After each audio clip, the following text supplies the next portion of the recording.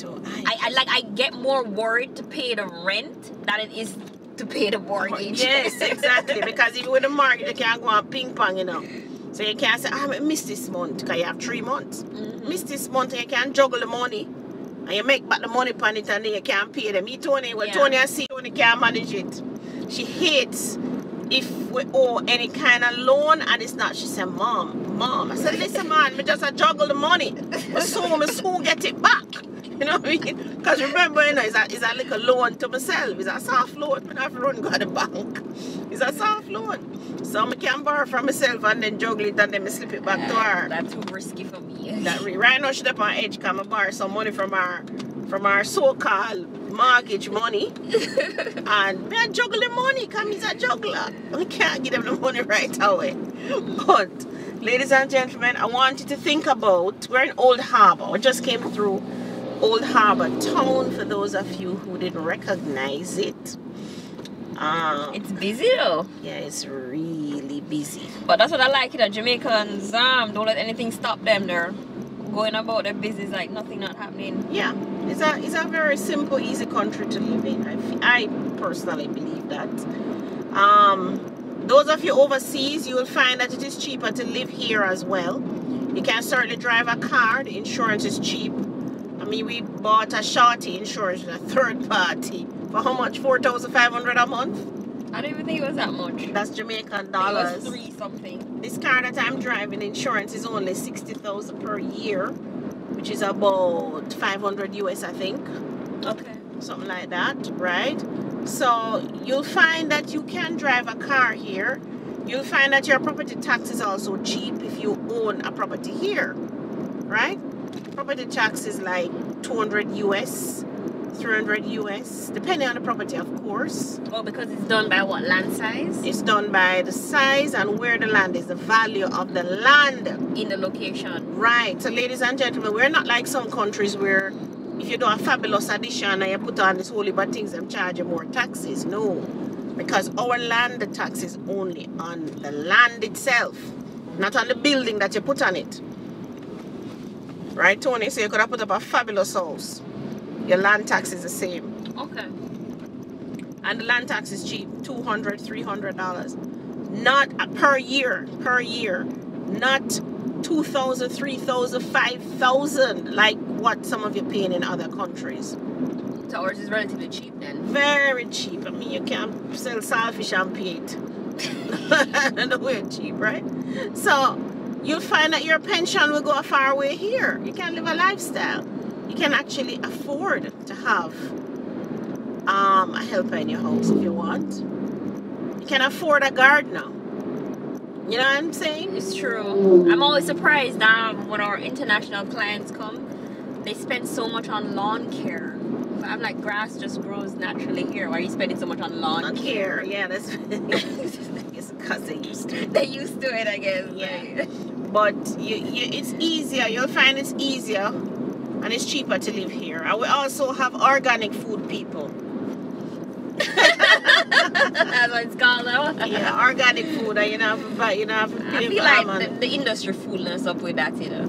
You don't have to. Then we just buy a sweet potato on the roadside for $150 a pound. And if I go in the market, I could probably get it for $100. But I'm not going bustle and hustle in the market. And I got we didn't sweet even leave our car to buy. I never ever leave my car. I just pull up beside the car, man. And the sweet yam was $150 per pound. Tomatoes was $100 a pound too.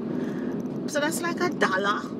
I mean, in your country. But honestly, Mom, shouldn't the food we eat be organic? I don't know what I mean by organic, you know. From me know myself, and I bought some plantains from the man out of the van, you know. Yes.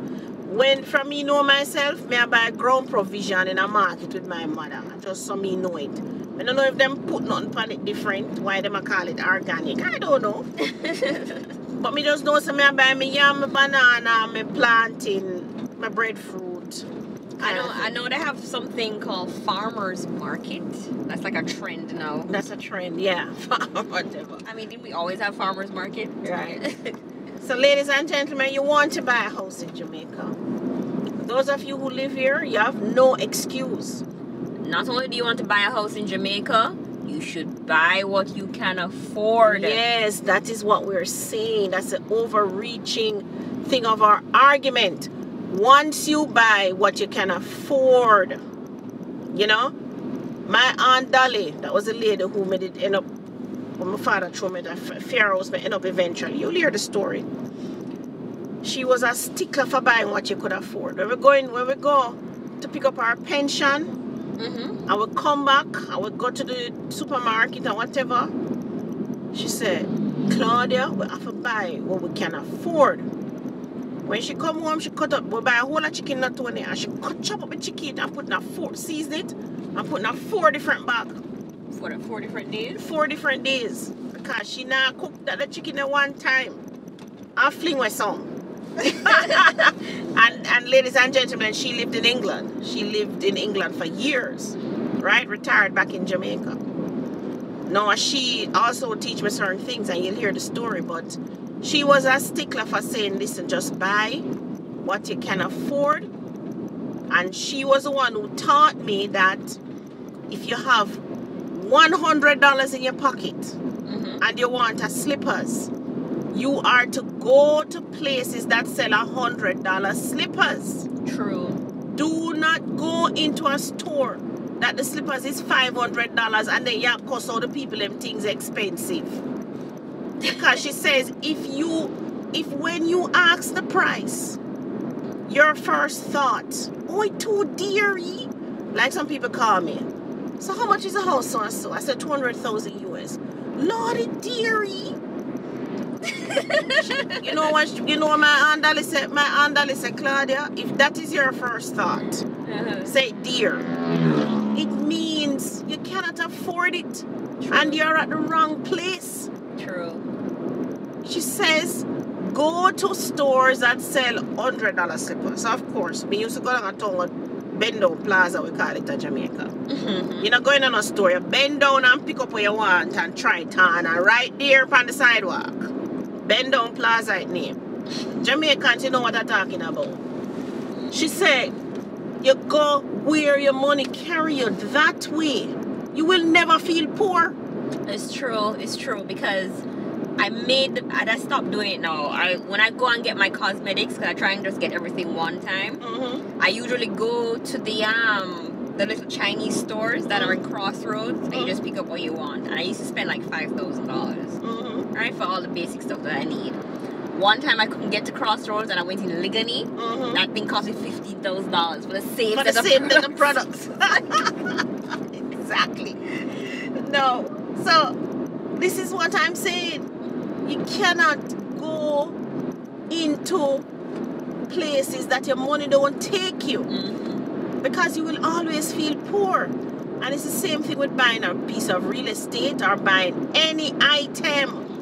Real estate is the same rule apply. You're just going to buy what you can afford. Right. That is the lesson I need for you to take from this. And not only that, when you start getting into the mindset of buying what you can afford, you start to look at these properties in a new mindset. Yeah. Because I'll take clients and they say, oh, I have 6.5 million NHD. I want to live in Kingston. You cannot live in Kingston with 6.5 NHD. Yes, you can. You can live in the ghettos. Exactly. You can live in the ghetto, right? But like they don't want to live in the ghetto. When you take them to Spanish Town, they show them my land for 3 million. It's more land space. It's a little further away. It's a better community though. And they're like, oh, okay. Maybe this is something I can do. What you're taxing, man. And the other thing is that a lot of persons shy away from building. Now, when I discovered building, the first house I bought it from a developer. It was already built, right? But my second property and subsequent, I build everything. I think you get so much more when you build. Yes, when you discover building, which is why I trained myself in construction, people. And I said, Tony, and go to plumbing. And she went and learned it. But Tony and she learned all the things. She multi-person, multi all over, right? But you shy away from building. Complaining that, oh, me hear the story, oh, them thief this and them thief that. So how much sand and gravel and cement them people them can't thief from you? Not only that, half the time it's not even that there's somebody stealing from you. You haven't budgeted well enough. Exactly, you haven't. And you're too lazy to go to the site every day. Yeah. You're not paying attention. You understand? So, the thing is, and you also, I learned another lesson too. Them give a shoemaker a house to build. Yeah. The man has no skill, right?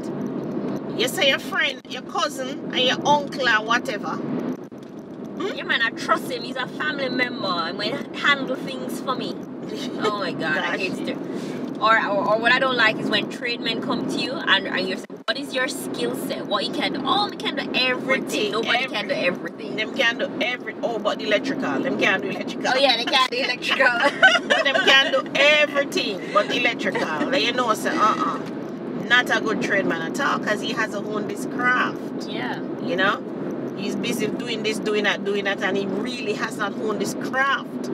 So, ladies and gentlemen, again, the takeaway is buy what you can afford. And not only that, cannot say it enough. Before you call us, know what you can afford. That's the other thing. Yeah, know what you can afford. I'm surprised so many of you call us, but you don't know how much you can afford. You have to know how much money you have in your pocket, or in your bank account, or in your piggy bank, or in your husband's bank account.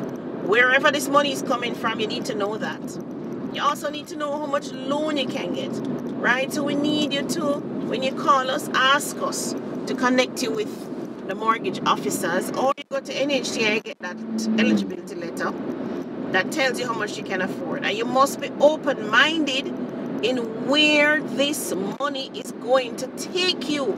Yes. Because remember, you know, a lot of you think, look how I ride the man back, man. A lot of you think that this is the last property you're going to buy.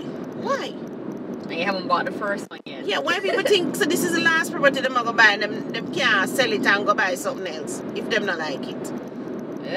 Well, what is with that thinking, ladies and gentlemen? This is not the last place you're going to buy.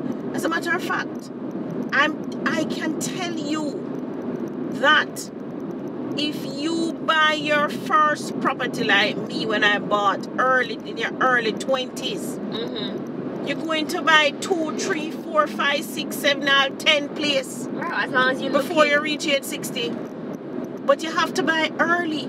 You can't wait until you reach 50 and 60 that you're trying to buy the very first property. Or it's gonna be the last property you buy.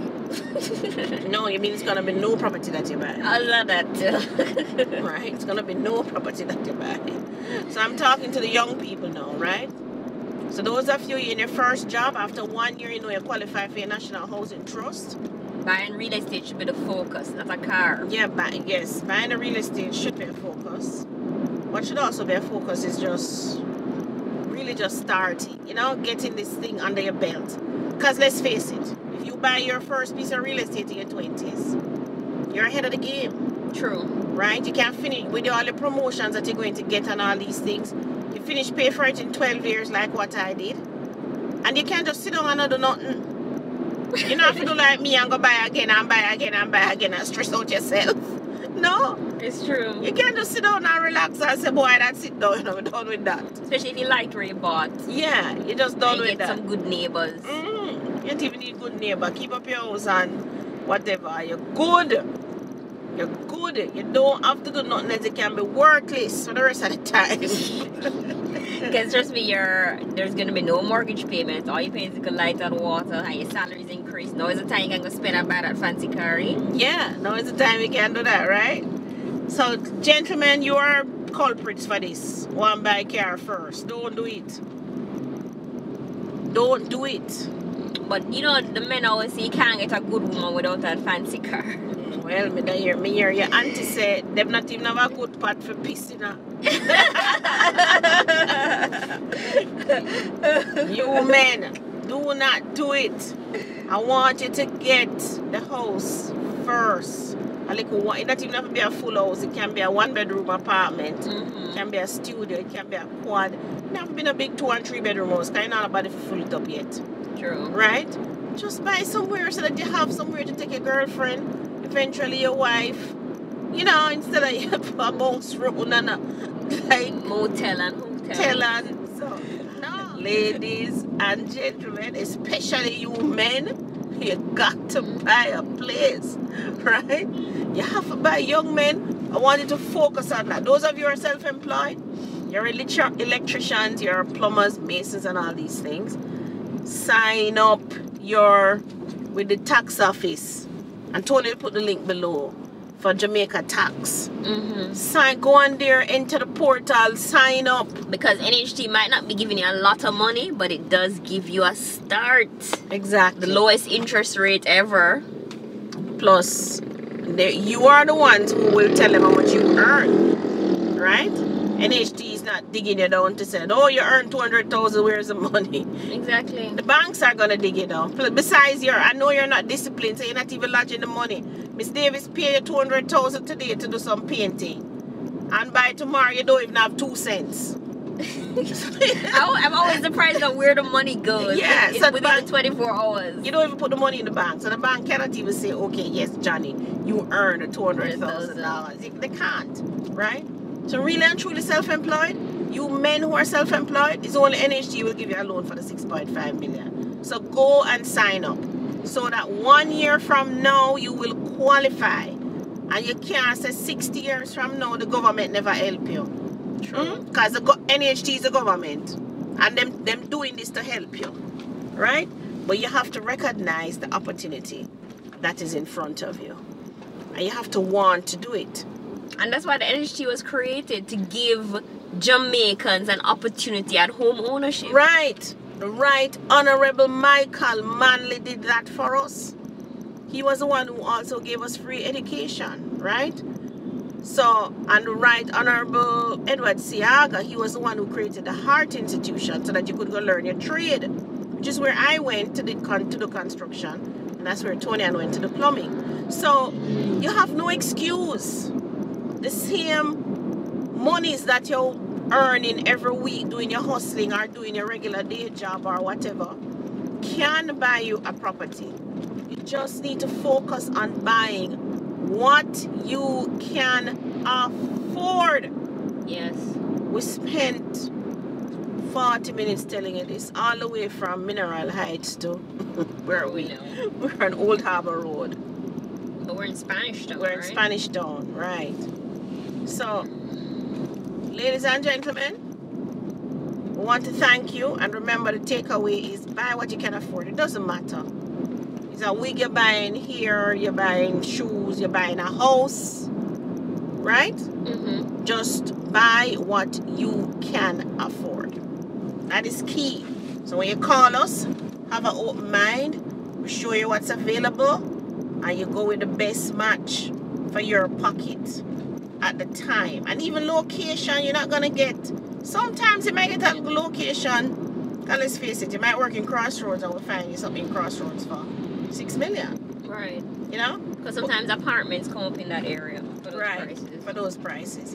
But it's not always. I mean, my mother got her house in Trenchtown. She'd have to run and leave it eventually. But she took the opportunity when she got it. Yeah, you have to take the opportunity when you get it, right? So I want you to focus.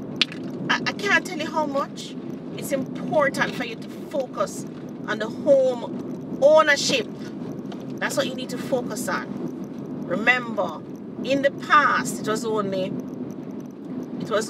landed people or people with land who could vote. Oh, that was a thing? That was a thing. It was only who the landlords or the, what them call them?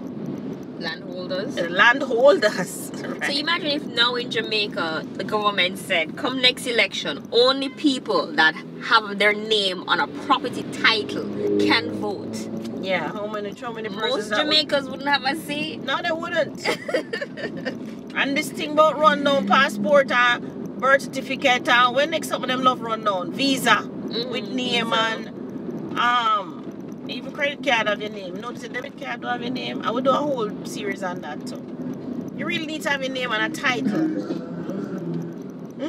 You do. You need to have your name on a title. Having your name on your title is like you're getting your freedom paper. Yes. What I say? No, emancipated from slavery. Emancipated from rent. From from rent. Yeah. Paying rent is like having an albatross around your neck every month. Every month. Oh my gosh. I don't know when to carry that noose there. It is. And the minute it doesn't get paid, it's like, wow, you fret about the thing the whole time. Landlord will come knock on your door. Boom, boom, boom, boom, boom. I mean, we laugh about it. No, it's no joke though. I know a lot of you listening to me, remember the days when landlords used to just harass the daylights out of you. And you said to yourself, I wish I did my house earlier, right? But I want, those of you my age, I want you to make sure that your children and your grandchildren, this is why I'm doing the step-by-step series too, video series that you must look out for, that they understand that home ownership is something that you do early, not late in a life. Yeah, you have to do it early. Like anything else in life, you need to do it early. Yeah, but I think home ownership even more so, because it impacts a lot of other things. True. Because imagine you're in a rent house and they end up having kids. It's hard for you to go and buy a house after that, Oh, tell me about it. Don't go say something. Tell me about. Well, I had you at 17 and I bought my house at 23. But that's it. You struggle. Yeah, you right? struggle. You struggle because you're choosing to pay this rent now and buy this kid a Pampers or buy a baby feed or buy. It can't be easy saying no to children, Well, you can't say no. But your emotions get the better of you and it's hard to say no, right? So, I don't remember you saying no to a lot of things. No, because remember I had backup, my mother was a foreign to me that get burial. Okay. So those things I never worried about, like toys and clothes and those things. But then I was smart. So because I was spending money on clothes, toys and whatever, then I could knot up my little money in my kerchief under my bed. Okay. You understand? Because I wasn't worried this and that, and I give them people them things like a present. You should have sell them and get a profit. Sell what? No, you can't sell something that you're gonna need 2 weeks, two months down the road. So you sell out the saltfish, the flour, the oil, or you give it away, and then you're not gonna buy back the same saltfish and flour. It don't make sense, Tony. True, but some of the things that you get from foreign is excess though. Like when you get 3 sneakers. No, but guess what? You wear one sneakers, it mash up, you draw for the next one. Draw for the next one. Yes, 3 months, 4 months down the road, you draw for the next one. Because that is a sneakers you don't have to buy out of your pocket. True. I think what happened too is a lot of the persons who receive burial, there is no other source of income. So they can't even knot up their money to save towards anything greater because there's no money coming in to them. Money coming in, them go to Western Union, stop that rubbish. I mean, like, they don't have a job that they're... Then the Western Union not to work. You go there every Friday or every 2 weeks, go collect the money. Like paycheck. Like paycheck. What you talking about? That is what is what we call a source of income. When them say source of income, what do you think them talking about? True. To the Western Union, the money that grandma or mommy or whoever sending to you from foreign. My mother never sent Western Union money, but she sent barrel. So that barrel, in that barrel is money that she has spent. So it is worth something. True. You understand what I'm saying? So if you spend $1,000 US and send the barrel, it's $1,000 the woman send, come give me. And you have to take care. And I have to be a good custodian, and I have to make sure that the bully beef and whatever serve me.